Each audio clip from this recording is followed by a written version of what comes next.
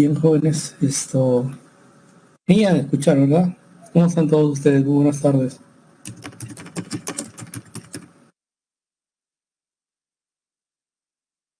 Listo, sí, me iban a escuchar bien. Voy a prender solamente por un instante mi cámara mientras que por decirlo como esto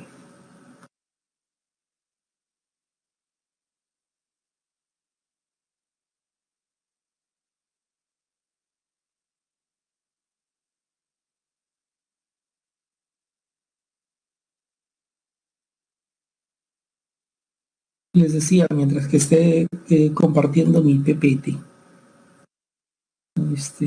Por acá subieron a presentar. Listo. Le voy con el día de hoy, lo que vamos a hacer, lo que nos corresponde hacer es filosofía política, ¿sí? Filosofía política, parte 2, ¿no? Eso es lo que nos va a hacer.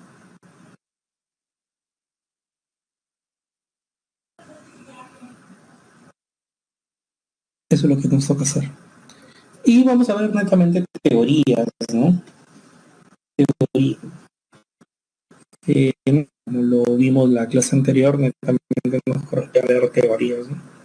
Como el liberalismo, como el comunitarismo, el comunismo, el anarquismo y algunos propuestas o visiones que se tienen en nuestros días con respecto a lo que es democracia, ciudadanía, pluralidad, diversidad y esas cosas.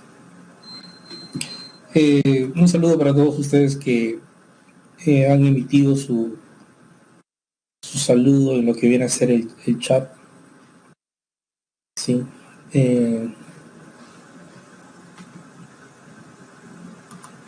A todos los que han dejado su saludo ahí. A Omar, a Sofía Almendra, a Alejandra Camila, a Gary. ¿Cómo están todos ustedes? Y todos los que están ahí al otro lado de la pantalla. Digámoslo bien, ¿no? Hoy es la última vez que nos vemos. Sí, todo tiene su final, dicen, ¿no? Nada dura para siempre.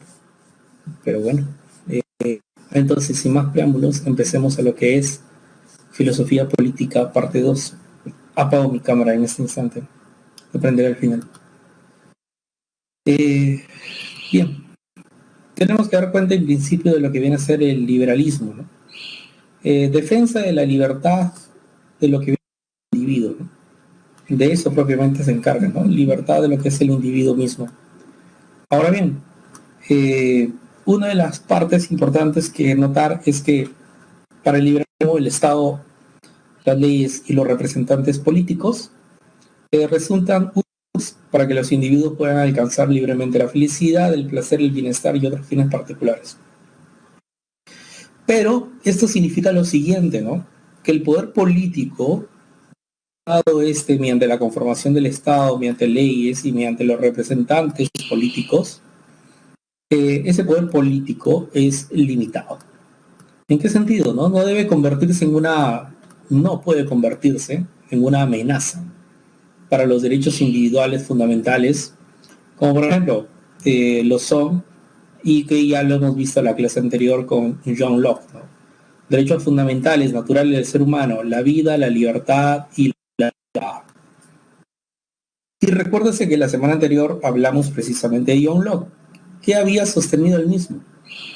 En el caso de John Locke había un liberalismo político, ¿recuerdan ustedes? Liberalismo político, es decir, que el gobierno debe meterse lo mínimamente posible en los ciudadanos y que estos, por sí mismos, traten de, por decirlo de un modo, sacar a flote, ¿qué cosa? Su economía, su trabajo, de vida y todas esas cosas, ¿no? Ellos mismos deben salir a flote. Esa es propiamente la pretensión que encuentra, en este caso, el liberalismo, ¿no? Y que también se encontró la semana anterior con lo que viene a ser la propuesta de John Locke.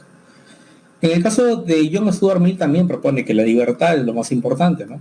Nada más que tu libertad termina donde empieza la del otro, ¿no? Es decir, tenemos derecho a expresarnos, a divulgar cosas, a opinar, pero si vas así en contra de otro, entonces automáticamente acaba tu libertad, ¿no?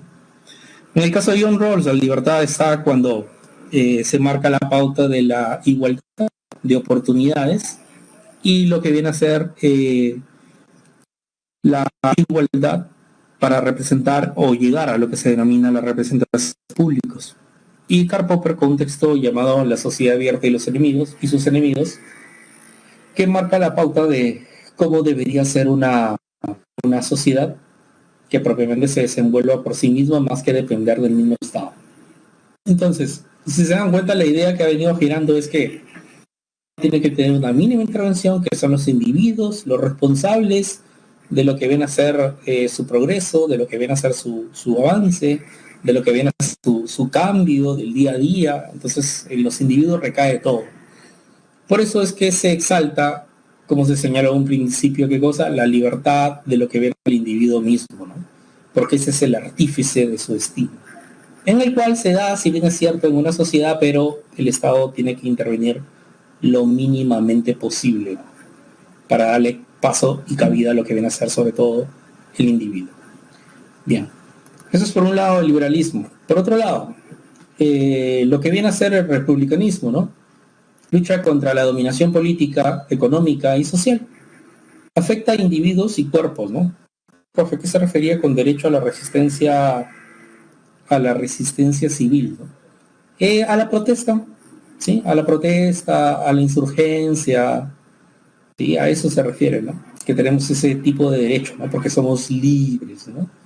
Y el tener libertad entonces te da la posibilidad de verte con otros y tener una resistencia, ¿no?, ciudadana, una resistencia de corte civil frente a alguien que se esté oprimiendo, frente a un Estado mismo, frente al, si lo quieres, hasta el gobierno mismo, el gobernante mismo, ¿sí? ¿Por qué? Porque se propone un liberalismo, ¿no? El individuo es libre. Y si alguien te quiere quitar eso, ¿no?, y viene de organismos de gobierno, entonces para eso está la resistencia civil, ¿no? La asociación de ciudadanos que le van a hacer frente precisamente y reclamar por sus derechos. Esa es la alusión, ¿no? Quédate simplemente con la alusión de lo que viene a ser insurgencia, de lo que viene a ser protesta, rebelión y esas cosas. Y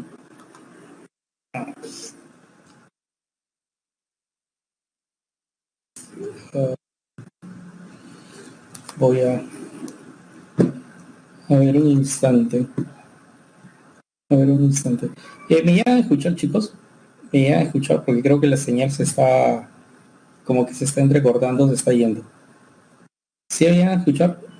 No, ya, entonces no cambio de... Bien. A veces, listo. Entonces, denme 5 segundos y soluciono esto. You are currently the only person in this conference.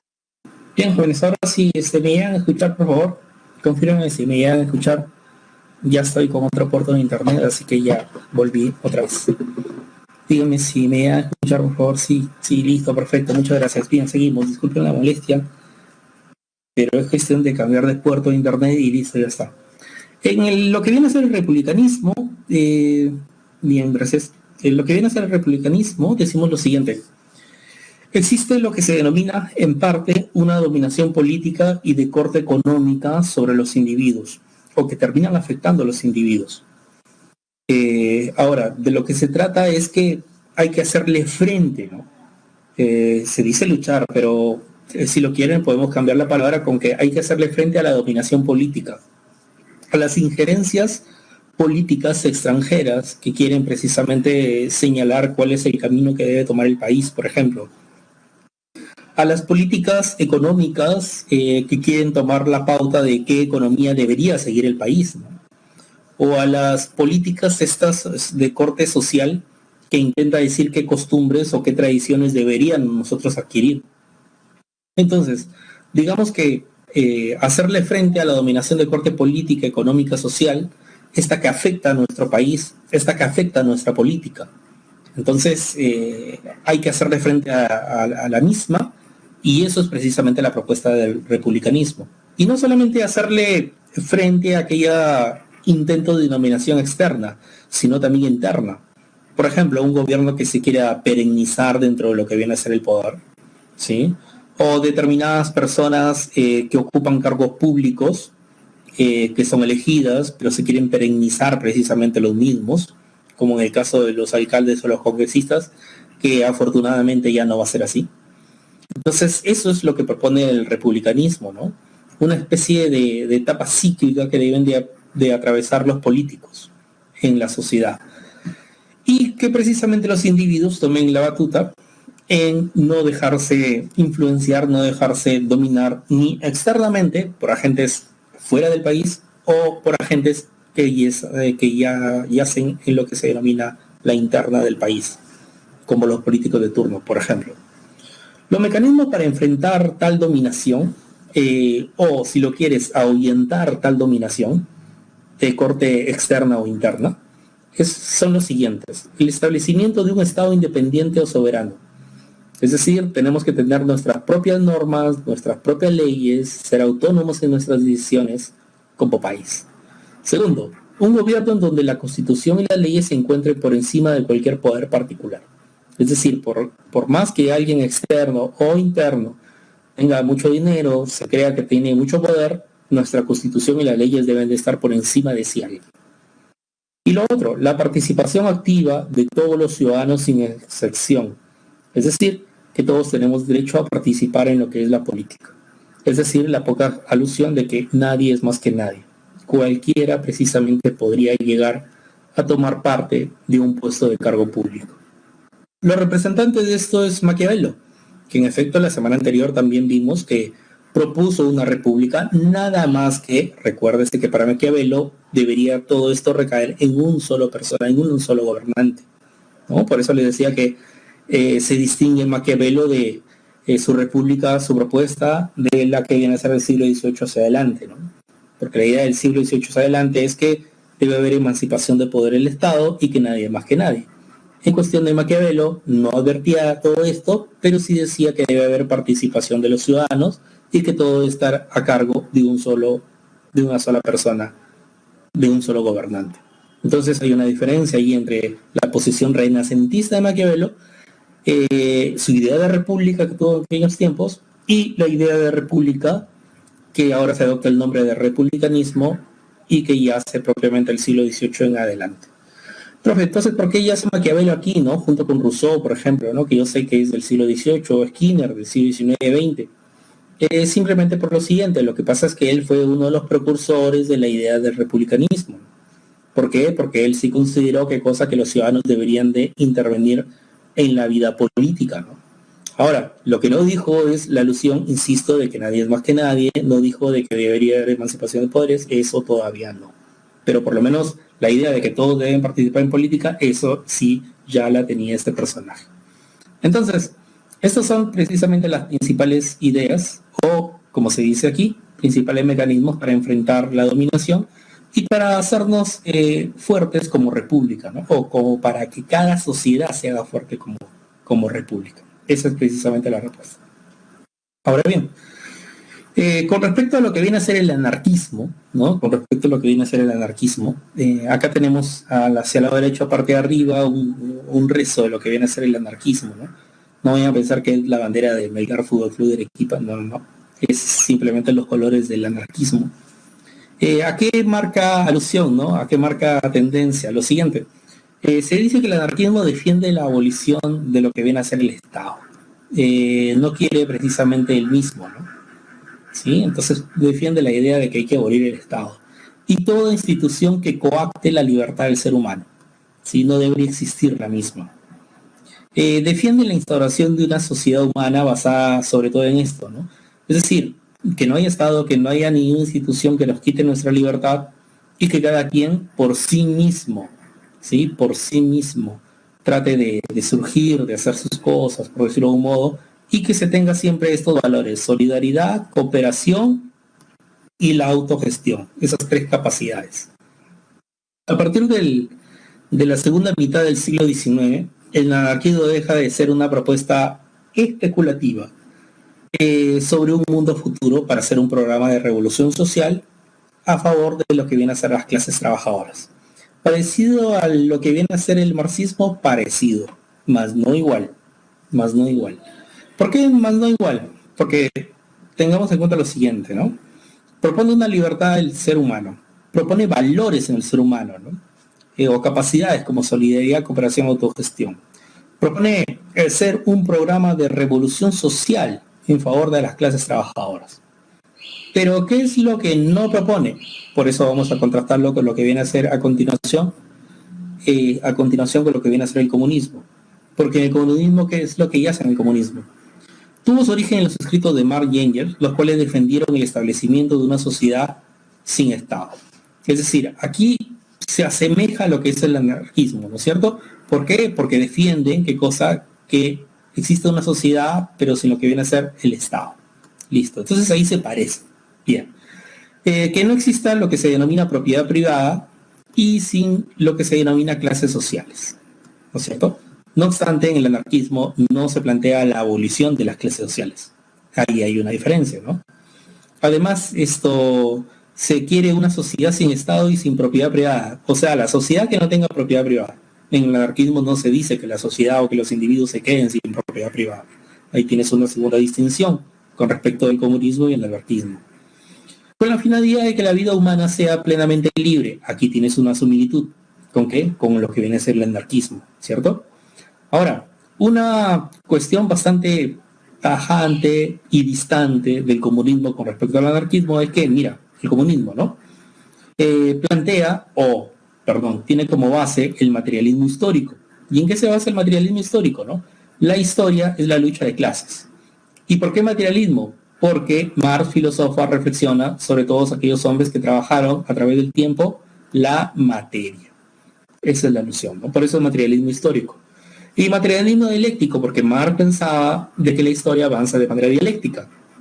Tesis, antítesis, síntesis. Burguesía capitalista, tesis. Proletariado, la masa obrera, antítesis.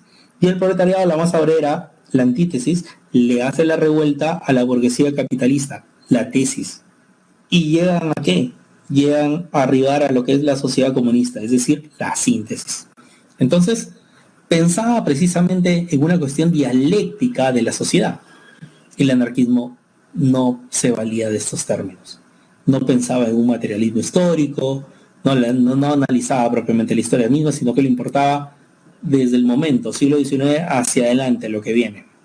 Entonces hay una distinción, ¿no? Mientras que el comunismo, con Marx, hace un recuento de lo que ha habido en la historia con respecto a los que trabajan a través de la historia. En el caso del anarquismo no hace precisamente ese recuento. Otra cosa, el devenir histórico ha producido el surgimiento de un sistema capitalista en cuyo seno la lucha se da entre proletarios y burgueses. Entre proletarios y burgueses. No obstante, en la cuestión anarquista le da más prioridad a lo que vienen a ser los proletarios, es decir, a los desposeídos de la clase obrera.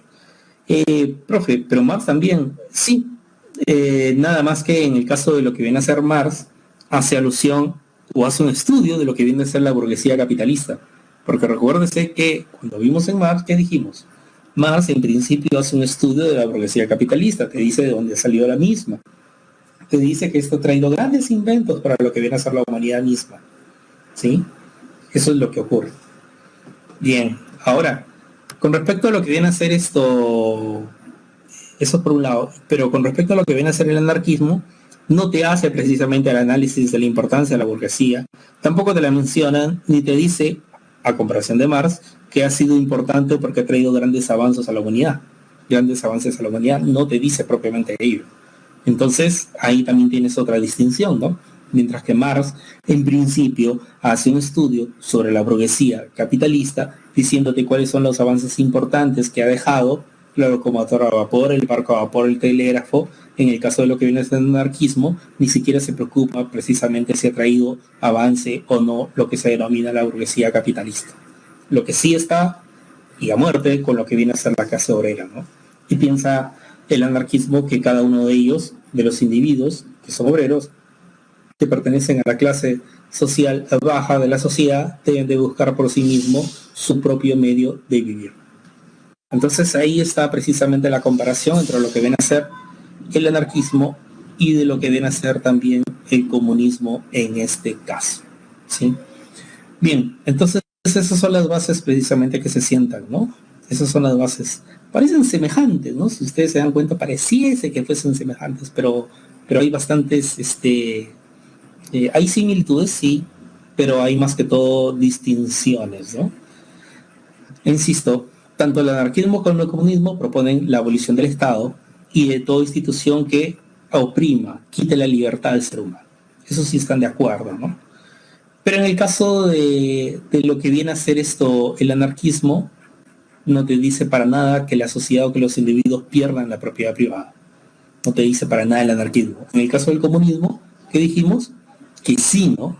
Quieren precisamente el establecimiento de una sociedad sin Estado y sin propiedad privada, ¿no? Entonces ahí hay precisamente una distinción. Lo otro, lo que conlleva a los valores que deja el anarquismo, piensa que los seres humanos deberían de volcarse con estos tres valores, aquí precisamente que estoy señalando. En el caso de lo que es el comunismo, te señala que la lucha es dialéctica, ¿no? Es decir, el proletariado tiene que darle por decirlo de un modo, tiene que derrocar a lo que viene a ser la burguesía capitalista y imperarse ellos en lo que se denomina el capital y lo que se denomina los medios de producción, tomar los mismos, ¿no? Entonces Marx no se para en valores, ¿no? Para que la sociedad, la clase obrera, la clase baja progrese. Se ampara precisamente en la lucha dialéctica, en comparación del anarquismo que se ampara, ¿qué cosa? En valores, para que la humanidad misma progrese. ¿Qué más? Y no olviden, ¿no? Si bien es cierto, el anarquismo propone un programa de revolución social a favor de las clases trabajadoras, desde lo que viene a ser el siglo XIX, en el caso de lo que viene a ser el comunismo marxista, no te propone un programa social. Lo único que quiere es que el devenir histórico, ¿no? Que la historia misma, por su cuenta, arribe a lo que es la anulación del sistema capitalista, ¿sí? Esa lucha continua entre proletarios, obreros y burgueses capitalistas, que precisamente se arribe en algún momento a una sociedad genérica sin clases sociales donde todos trabajen para todos. Y los medios de producción sean de todos los que trabajan. Y lo que se produce sea también de todos aquellos que trabajan. Entonces esa es la distinción tajante entre lo que viene a ser el anarquismo y lo que viene a ser el comunismo. Luego, ¿qué más tenemos? El comunitarismo, jóvenes, el comunitarismo. Las comunidades tienen un papel preponderante en la formación de las costumbres y las tradiciones sobre la base de las cuales se relacionan. ¿En qué aspecto? ¿En qué medida? ¿No? Lo siguiente, los liberales asumen una concepción negativa de la libertad. ¿Por qué? Porque los liberales piensan que cada individuo debe de saber surgir, debe de saber salir por sí mismo del estado en el que se encuentra. Marca la pauta del individuo, de su propio progreso, el individuo marca la pauta de su propio progreso. En cambio, el comunitarismo te dice lo siguiente, ¿no? Descarta esta forma, sí, los comunitaristas descartan que esta sea la forma correcta de garantizar la libertad de los individuos. La libertad de los individuos únicamente se adquiere no viviendo solo, no estando solo consigo mismo y surgiendo por sí mismos, no. La libertad de los individuos, ¿sabes dónde se adquiere? Aquí, mira, en la comunidad. Todo individuo vive en una comunidad y la comunidad, el conjunto de individuos, tiene un papel preponderante. ¿En qué? En la formación de las costumbres, las tradiciones mismas, sobre la base de las cuales se relacionan. Ejemplo, ¿no? De esto, ¿no? Por ejemplo, Lima vivió en comunidad, hasta ahora seguimos viviendo en comunidad, pero llegó un momento en la historia de Lima que vivió en una comunidad en el cual sentaron las propias tradiciones y sentaron las propias costumbres de los limeños, ¿no? Por ejemplo, ¿no? La procesión del Señor de los Milagros es por una cuestión de costumbre, por una tradición, ¿no? Nació, nos contaron, en el centro de Lima, cuando alguien pintó allí un Cristo de Pachacamilla, y después ese alguien se fue o se fugó de la ciudad y el sacerdote supuestamente quiso borrar ello, se le torció el brazo, se cayó la escalera, qué sé yo, y a partir de ahí nació una costumbre, a partir de ahí nació una tradición, sobre todo cuando hubo un gran terremoto en Lima y se cayó todo menos esa pared donde estaba pintado el Cristo de Pachacamilla. Por eso es que se volvió costumbre, una tradición, y a partir de ahí todos los años en Andas cargan ese Cristo de Pachacamilla. Bien, la comunidad, jóvenes, la comunidad y conjunto de individuos se encargó de instaurar, de formar esa costumbre y esa tradición. Tanto así que la hemos heredado hasta nuestros días. Bueno, seas o no católico, igual hay que dar cuenta de que estamos inmiscuidos en eso, porque vivimos en esa ciudad donde se produce eso, ¿sí? Es decir, esa procesión. Si bien es cierto, este mes no ha sido posible, pero el mes de octubre no ha sido posible de este año por la epidemia, la pandemia que hay, pero generalmente siempre ocurre, ¿sí? Ahora, otra cosa importante, jóvenes. Lo que ocurre también aquí es que costumbres y tradiciones, fíjate, la sociedad también es muy responsable de eso, ¿sí? Por ejemplo, ¿no? Se instauró una costumbre y una tradición, la corrida de toros. Sí, la sociedad, es decir, la comunidad de aquellos tiempos lo aceptaron. O mejor dicho, la trajeron, ¿no? Los habitantes de este lugar trajeron sus costumbres y tradiciones y las sentaron aquí. Pero después, ¿qué pasa? La misma comunidad en nuestros días, ¿sí? La misma comunidad, con sus representantes políticos en este caso, han dicho que esa costumbre y tradición ya no puede ir más, ¿no? Ya no puede ir más.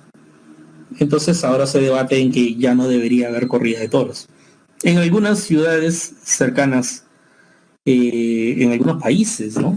Ya han prohibido precisamente esa supuesta tradición. Entonces, a partir de ahí, ¿qué es lo que tenemos? Quiero que noten esto, que es también la misma comunidad en un determinado momento en que dice no a las tradiciones determinadas, no a las costumbres determinadas. Y al hacerlo, ¿qué está haciendo, no? Fomentando lo que viene a ser el comunitarismo. Es decir, la comunidad decide qué es lo que quiere, qué costumbre y tradición quiere. Y a futuro, la comunidad futura también decidirá si seguirá teniendo dicha costumbre o si seguirá teniendo dicha tradición, ¿sí? Entonces esas son las propuestas del comunitarismo. Mackinder y Taylor, grandes representantes de lo que viene a ser el comunitarismo. ¿Y qué es lo que causan estos, no? Hacen especial énfasis en la importancia de una concepción compartida entre los miembros de una colectividad acerca de lo bueno, lo feliz y lo sagrado, ¿no? ¿Sí? Hacen especial énfasis, insisto, en una importancia de una concepción compartida entre los miembros de una colectividad. Es decir, la idea está en que la comunidad, es decir, en este caso, la colectividad, el conjunto de individuos que hacen un determinado territorio, ¿qué ocurre con los mismos? Todos ellos en conjunto van a buscar qué cosa es lo bueno y lo van a poner como costumbre o tradición. Cómo alcanzar la felicidad o lo sagrado, en este caso las procesiones, las que les mencioné en el ejemplo. Es la comunidad misma que adopta esa postura, ¿no? ¿Qué cosa debe ser sagrado? ¿A quién debemos adorar? ¿Sí? ¿Cómo alcanzamos la felicidad como sociedad? Y a partir de ahí la gente se va acostumbrando a hacer determinadas cosas. Por ejemplo, en plena pandemia, ¿cómo alcanzamos la felicidad en sociedad? Bueno, no queremos ver gente que se desplome en las calles. ¿Qué hacemos? Utilizamos mascarillas y utilizamos nuestros protectores faciales. Es lo que nos va a llevar en la coyuntura, es lo que nos va a hacer contentos, es lo que nos va a hacer feliz y lo que nos va a apartar del virus. Entonces, la sociedad misma, ¿no? Esto, si bien es cierto, es una orden gubernamental utilizar eso, pero la sociedad misma decide, sí, eso es lo correcto, sí, eso es lo que nos va a llevar a lo bueno, sí, eso es lo que va a ser mejor. Entonces, a raíz de eso es que precisamente se decide en la sociedad. Esa es la propuesta de lo que viene a ser el conjunto. Entonces termina, por decirlo de algún modo, tomando en cuenta y tomando posición de que el conjunto de individuos es lo más importante y es lo que termina marcando la pauta del futuro del conjunto de individuos. Entonces la idea está en que no solamente hay que reconocer libertad a los individuos, no solamente basta con eso, y que cada quien haga lo que se da la gana y que cada quien surja a su manera. No, hay que entender que el individuo no vive solo, vive en sociedad, en comunidad, y a partir de ahí entonces entender al individuo, ¿no? Es la posición entonces comunitarista, ¿sí?, de lo que viene a ser tanto McIntyre y Taylor, ¿no?, sus representantes máximos de esta postura. Y después, Estado, democracia y pluralidad en la era global. La globalización ha generado transformaciones problemáticas. En las esferas económicas y políticas, las relaciones internacionales han traído el protagonismo de los organismos financieros internacionales, transnacionales y organizaciones no gubernamentales, cuya influencia en los estados nacionales ha redefinido la soberanía y reconfigurado sus estructuras políticas. Muchos decimos que es bienvenida a la globalización. Y de hecho que sí, ¿no? Por ejemplo, el Internet es producto de la globalización, ¿no? Los artefactos tecnológicos que tenemos es producto de la globalización. Sí. Si no fuésemos en un mundo globalizado, incluyendo las comunicaciones mismas han globalizado, entonces no sería posible que ustedes estén ahí cómodamente instalados en su casa y yo también a la mía, precisamente tratando de lidiar con esta pandemia y avanzando como sociedad. En este caso, en un aula virtual de preparación para la universidad. Bien. Pero entonces eso es gracias a la globalización. Sí, ha traído grandes transformaciones, pero también ha generado problemas. Por ejemplo, en lo que viene a ser la economía y en la política. ¿Por qué? Porque hay determinados, llamémoslo así, ¿no? Acuerdos económicos entre países que terminan perjudicando a otros, a los que no están en lo mismo. Y determinados acuerdos políticos entre países para fortalecer los lazos entre los mismos y para fortalecer los lazos entre países, ¿no? Pero terminan dejando a otros, ¿no? Como por ejemplo, ¿no? Algo simple, ¿no? Alguna vez estuve por Argentina, Buenos Aires, y ¿saben qué es lo que pasó? Se supone que uno puede ir con el DNI nomás. Por toda Sudamérica puedes ir con tu DNI. Pero para hacer transacciones, como por ejemplo, quería hacer un retiro de dinero por un, llamémoslo así, ¿no? Por un envío de dinero que me habían hecho aquí de Lima, Perú, hacia Buenos Aires, Argentina, y me dijeron que no podía retirarlo únicamente con el DNI. Tenía que tener pasaporte. Yo dije, caramba, pero se supone que solamente con el DNI me dejaron entrar. ¿Para qué me dejan entrar si no puedo hacer nada con mi DNI? ¿No? Es lo curioso de todo, ¿no? Entonces, a partir de ahí me di cuenta, ¿no? Sobre todo porque me dijeron, los únicos que pueden retirar dinero con su DNI aquí son los mismos argentinos y los ciudadanos de países fronterizos, limítrofes, ¿no? Chilenos, uruguayos, brasileños, ellos sí podían retirar, bolivianos. Pero Perú, como no limita con Argentina, no tiene esa posibilidad de que sus ciudadanos, solamente con el DNI, puedan retirar dinero de una cuenta, ¿no? Tiene que tener pasaporte. Entonces ahí nos damos cuenta, ¿no? El mundo se habrá globalizado, se habrá vuelto, porque la globalización es que el mundo se ha vuelto más pequeño, pero la cuestión está en que la globalización ha traído consigo acuerdos económicos, políticos, ¿sí? De relaciones internacionales, y por lo tanto ha traído, sí, un protagonismo de organismos financieros internacionales, como por ejemplo el Banco Mundial, como por ejemplo las Naciones Unidas, y también ha traído el poder de qué cosa, de determinadas empresas que al ser transnacionales se vuelven más en el mundo. Como por ejemplo distintas transnacionales, ¿no? En nuestro caso, no vale mencionar algunas porque no queremos hacer charrear ninguna. Tampoco me interesa hacerle charrear ninguna, pero transnacional es aquella empresa que es de otro país y que va por varios países del mundo prestando determinados servicios. De telefonía puede ser, de lo que viene a ser de luz, en algunos otros países de lo que viene a ser el mismo agua potable y demás, ¿no? O de combustibles, ¿no? Y demás.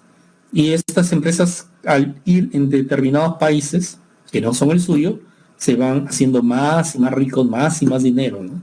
Y se vuelven las grandes transnacionales.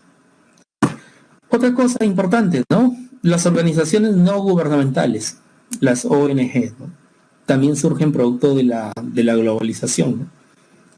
Ahora precisamente encuentras un determinado organismo no gubernamental que ayuda a determinados niños, ¿no? En el África, por ejemplo, ¿no? Hasta futbolistas tienen su ONG que precisamente ayudan niños en distintos países que son precisamente llamémosle así, de tercer mundo, que son países pobres, pero saben que la gente con su dinero puede poner varios ONGs, lo que quiera, pero eso trae una problemática. ¿Qué cosa?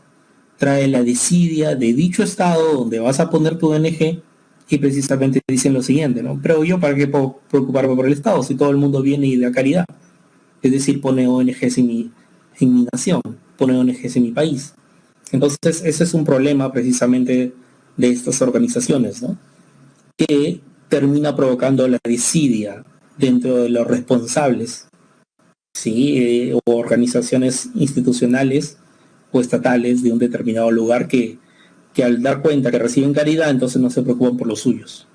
Eso es propiamente preocupante.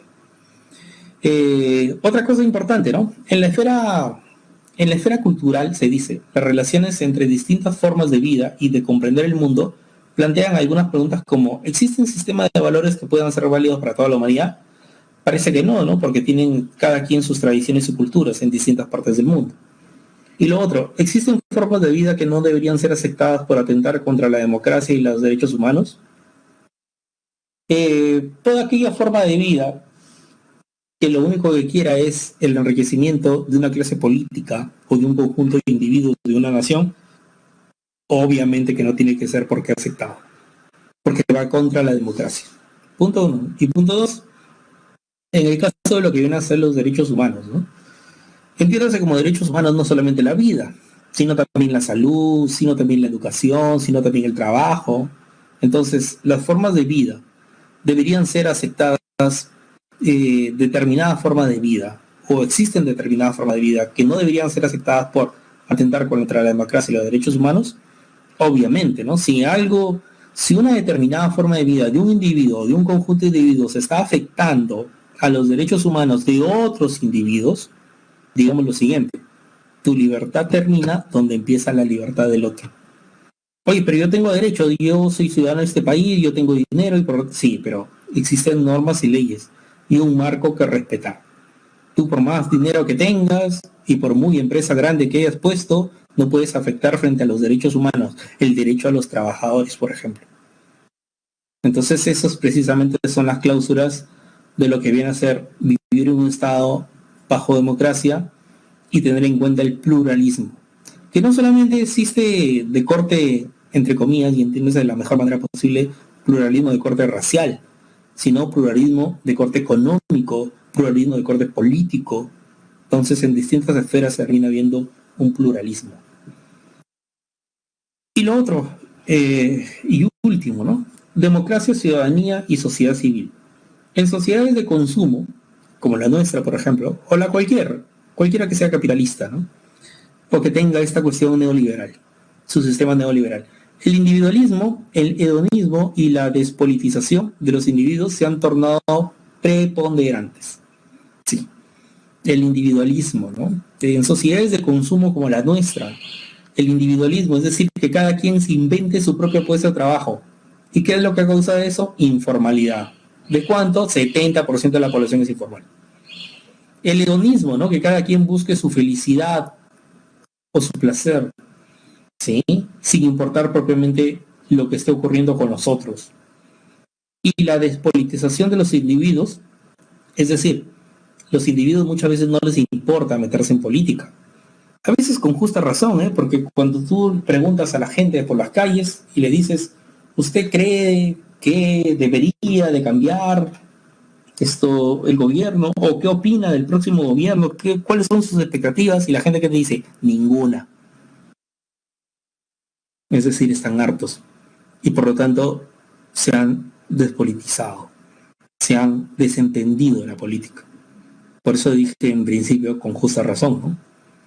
Pero bueno, de eso no se trata. De lo que se trata es que cada quien tenga esperanza en lo que viene, ¿no? Claro, solamente se va a tener esperanza en lo que viene si el que viene, con lo mismo que entra, con eso mismo se va. Hasta ahora no existe un determinado gobernante que haya sido candidato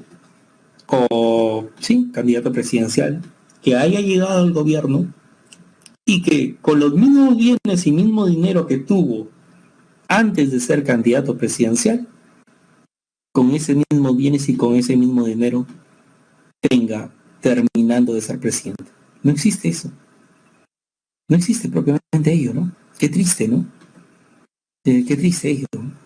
Entonces, ¿cómo no dudar que la gente se va a apartar de la política de esa forma? Si ve lo que ocurre con esta, o con los políticos. Entonces es un aspecto importante y es el sentir de lo que viene a ser el ciudadano de a pie. En ese contexto, algunos filósofos contemporáneos preguntan lo siguiente: ¿tiene sentido insistir en la participación de los individuos como ciudadanos en los asuntos públicos, si estos muchas veces se desentienden por la alta corrupción que puede haber? Y precisamente hablando de ello, miren esto. Ahí nos damos cuenta, ¿no? Todo ello con problemas judiciales, ¿no? La respuesta ante ello es lo siguiente: la figura del ciudadano es anacrónica en sociedades donde solo se requiere consumidores. Si la figura de un ciudadano que quiere meterse a la política no es posible. ¿Por qué? Porque en esta sociedad como la nuestra solamente se requiere ¿qué cosa? Gente que consuma. Gente que se levante, que vaya a trabajar y en la misma ciudad donde trabaja, que deje su dinero. Es decir, que no tenga derecho a la distracción, diversión, a los viajes o demás cosas.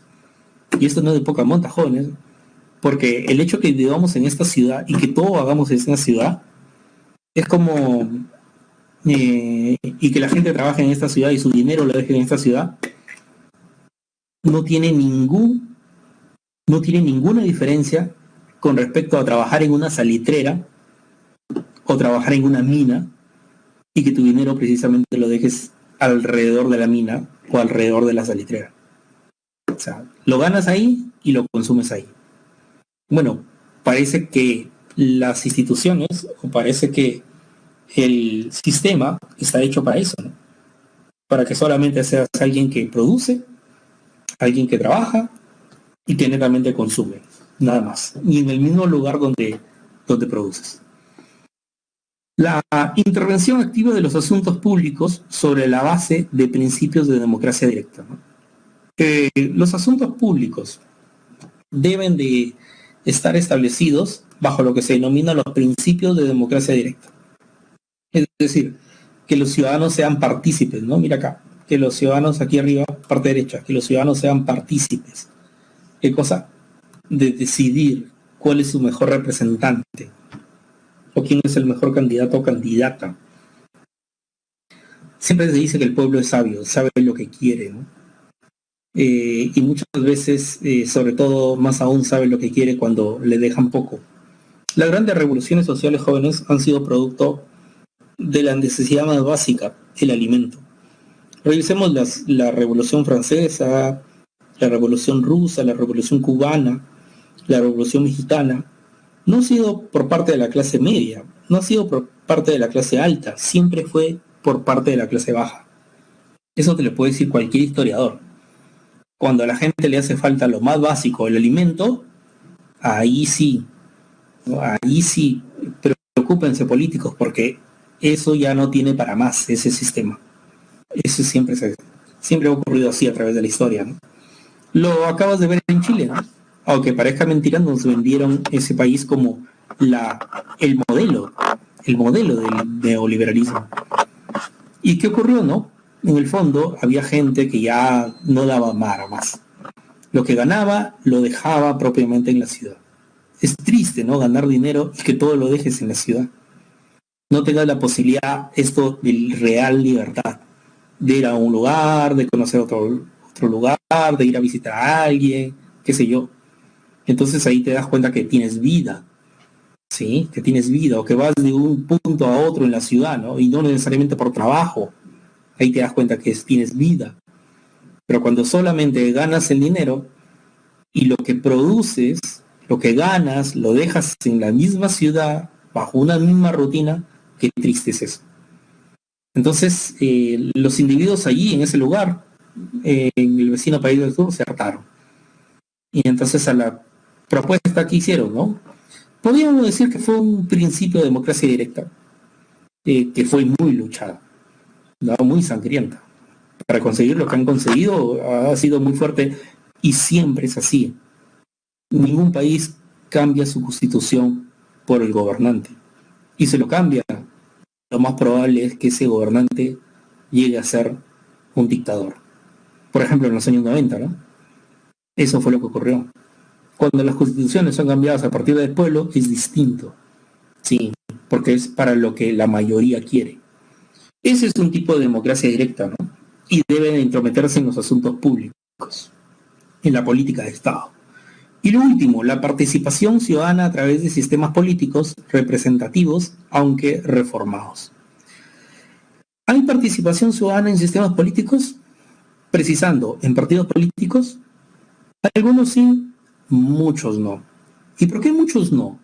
Porque un partido político, jóvenes, en nuestros días, por lo menos en el Perú, ¿qué es lo que se ha vuelto? Se ha vuelto un dogma, se ha vuelto una religión. No parece un partido político. La gente se abandera por tal partido, por otro partido, pero parece una religión eso. Un poco más pongan arriba una cruz, ¿no? Y vayan a rezar, ¿no? Y también nos parece un circo donde todos ellos nomás se ríen, ¿verdad? Entonces, en nuestro país, en muchos, los partidos políticos no cumplen con su real función. ¿Cuándo cumplirían con su real función? Dando un punto de vista, cumplirían con su real función cuando la gente vaya a un partido político a servir al país, a servir la política, no para servirse de la misma. Lo ideal sería que cada quien entre solamente 5, ya máximo 10 años en un partido político, de ahí se retire. Eso es lo ideal. Porque de ahí generalmente la gente termina estropeándose entre sí, terminan pugnando por quién tiene la cabeza del partido político, porque si tengo la cabeza del partido político, entonces a partir de ahí puedo ser congresista. ¿Y cuántas veces puedo ser congresista? 5 años, después dejo de serlo, me meto como asesor y después otro vuelvo 5 años más y así. Tanto así que en nuestros días hay determinados congresistas que estuvieron como 20 años en el Congreso de manera seguida. 20 años. Esos tipos, o 25 años, esos tipos ya no fueron a servir al país. Lo que han hecho es servirse del país, que es distinto. Antes pensaba que eran religiones. Bueno, Omar, yo creo que tú debes seguir pensando que son religiones. Porque no hay dime solamente un partido político donde la gente realmente vaya a servir más que a servirse, ¿no? Entonces insisto, ¿no? La idea es clara. La idea está en que cada quien vaya a servir. Es como un servicio militar, ¿no? Y el servicio militar no es que entras ahí y te quedas ahí hasta que sea viejo. No, solamente por un lapso de tiempo, igualito, pues. Si es un servicio a la patria, igualito. Un partido político también debería ser un servicio a la patria. El nombre no debería dejar de existir, bueno, ya el nombre. Pero los que están ahí comandando sí deberían de dejar de existir. No de vida, ¿no? Sino con respecto al partido. Entonces es la única forma idónea de participación ciudadana, ¿no? A través de los sistemas políticos, ¿no? Representativos. Y es una forma de reformar los mismos, ¿no? Es una forma de reformar los mismos. Insisto con la idea, ¿no? Tenemos pocas personas que hayan entrado al gobierno y que hayan salido del mismo teniendo los mismos bienes y el mismo dinero que tuvieron antes incluso de ser candidatos presidenciales. Sí, antes de... Porque esas personas que se compran su camioneta, empiezan a ostentar lujo siendo precandidatos, yendo a todas partes de Perú, siendo únicamente candidatos presidenciales, todo ese dinero de los empresarios que terminan dando a estos candidatos no es gratuito, esas cosas. Pero entonces así se empieza a hacer una mala política. ¿Qué es lo que hay que hacer, no? Normas y leyes para regular eso. Por lo menos yo sería uno importante, prohibido a las dádivas. ¿Sí? Aquel que precisamente realiza ello sale de la contienda electoral. O los tappers, por ejemplo, ¿no? Claro, ¿no? Los tappers también. Bueno, les dejo las claves por aquí y por favor resuelvan la encuesta de hoy día. Resuelvan la encuesta de hoy día, por favor. Por otro lado, jóvenes,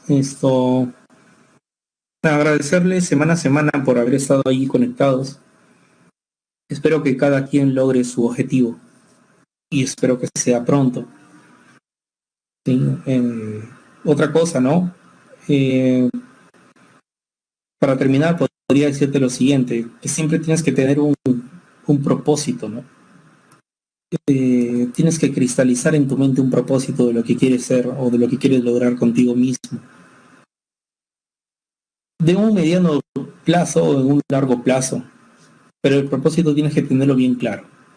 Si lo tienes bien claro, entonces cuando, por ejemplo, ¿no? Quiero llegar a la universidad, listo, llegarás a la universidad si te lo propones, pero en el camino pueden haber varios tropiezos, ¿no? La universidad es propia de la vida, por lo tanto, tropiezos vas a encontrar. Y vas a decir en un momento, no, yo no sirvo para esto, no, yo sabía que no iba a poder. Y por más que te sigan pagando los estudios o te sigan dando tu propina para que vayas a la universidad, en tus copias o esas cosas, las mismas, ¿sabes qué? Terminarán siendo inoportunas, terminarán siendo inoportunas si es que no te pusiste bien en claro la meta que quieres. ¿Sí? Entonces, por eso es importante la meta que te pongas, ¿no? Porque a partir de ello, si te va mal, vas a decir, como estás fuerte de la cabeza, vas a decir, no, de ninguna forma, ¿no? De ninguna forma. Yo me propuse esto, así que lo voy a conseguir. Y por lo tanto lo vas a conseguir. Pero si no te habías puesto bien en claro lo que quieres, entonces cuando llega el mal momento, te va a tumbar muy fácil ese mal momento. Pero si lo has cristalizado bien desde un inicio y sabes qué es lo que quieres, entonces ante los tropiezos simplemente te pararás y listo, ¿no? Ojo, no creas que la vida es lineal, no creas que no va a haber problemas, no creas que por muy estudioso que una persona sea, por lo tanto nunca va a tener problemas en lo académico o en lo que fuese. Eso no es cierto. La vida es propio tener problemas. La cuestión es saber salir de los mismos, no evitarlos, porque eso no existe, no es posible, sino propiamente cuando tenga los mismos saber sortearlos. Pero solamente lo vas a saber sortear, no te olvides, si es que lo tienes bien claro qué es lo que quieres. Por eso, primero mentalízate bien, di qué es lo que quieres, ¿listo? Y una vez que lo tengas bien claro al 100%, porque solamente uno lo puede tener así bien claro al 100%. Cuando lo tengas, entonces, anda, ve y consigue eso, ¿no? ¿Te vas a tropezar? Obviamente, porque es parte de la vida. Obviamente. Pero la cuestión está en que como lo tenías bien claro, al toque te vas a saber sobreponer de ello. ¿Sí? Así que espero verlos pronto por la universidad, en su primer año, en su primer semestre. ¿Sí? Muchos jóvenes en sus estudios, pero por sobre todas las cosas, mucha suerte en su vida misma. Cuídense mucho, que estén bien y no descuiden que aún no acaba la pandemia, por desgracia, ¿no? Esperemos que acabe pronto. Hasta la próxima. Ah, no, ya no va a haber próxima. ¿Sí? Entonces ponemos chao. Una palabra más castellana, más que adiós, ¿no? Chao. Que lleva la CH. Cuídense.